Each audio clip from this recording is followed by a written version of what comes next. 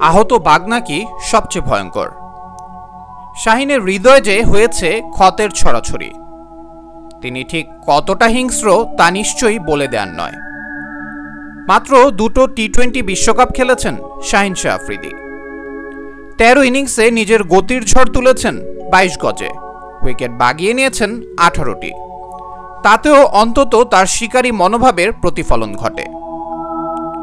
শুধু যে শিকার করেই ক্ষান্ত হন তিনি তাও তো নয়, রান খরচেও বেশ কৃপণতার পরিচয় দিয়েছেন 2021 ও 2022 টি-20 বিশ্বকাপে। মাত্র 6.48 ইকোনমিতে রান দিয়েছেন।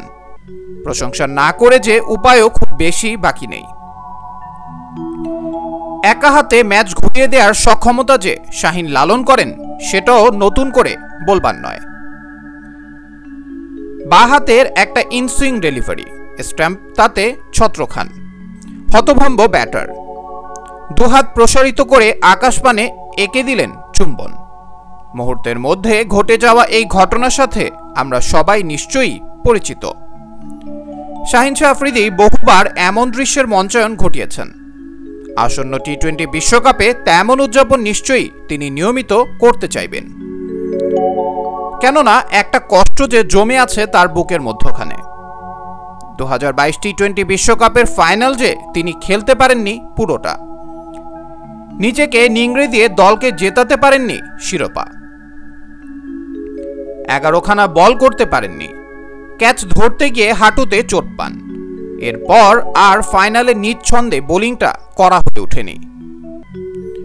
ঠিক সে কারণেই হয়তো শাহিন আফ্রিদি মুখিয়ে থাকবেন নিজের সেরাটা উজাড় করে দেওয়ার জন্য। তবে এছাড়াও রয়েছে আরও একটি কারণ। টি-20 বিশ্বকাপের ঠিক আগ মুহূর্তে তার অধিনায়কত্ব নিয়ে হয়েছে জলঘোলা। শেষ অবধি তাকে ছেঁটে ফেলা হয়েছে অধিনায়কের পদ থেকে। সেই ক্ষোভ কিংবা অভিমানও নিশ্চয়ই পুষে রেখেছেন শাহিন শাহ আফ্রিদি। পাকিস্তানের এবারের বিশ্বকাপের পেস আক্রমণ নিয়ে খানিকটা শঙ্কা রয়েছে।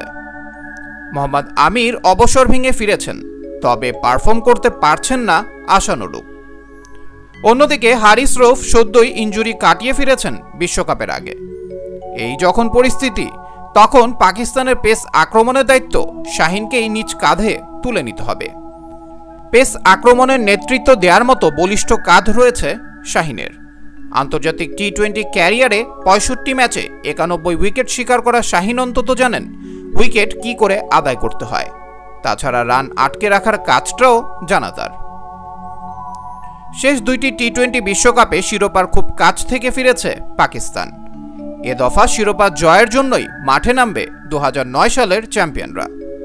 আর সে যাত্রায় শাহিনই হতে চলেছেন পাকিস্তানের অন্যতম সেরা হাতিয়ার। তাই সকলের প্রার্থনা সম্ভবত শাহিনের ইনজুরি মুক্ত থাকা।